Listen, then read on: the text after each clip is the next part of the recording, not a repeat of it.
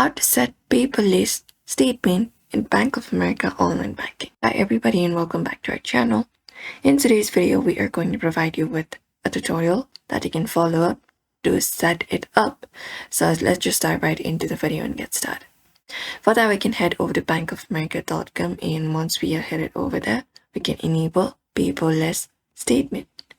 So once you are into this website, we can go to the profile or settings, which should be available like this. So click on profile and settings and select the option of paperless settings.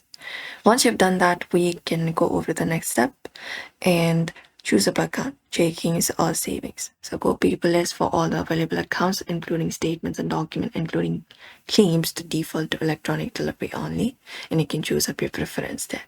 So select my preference, paper or online only. For each of your accounts, you can select it. Once you've done that, you can scroll down and view and confirm all of the changes and click on the option called Save Changes.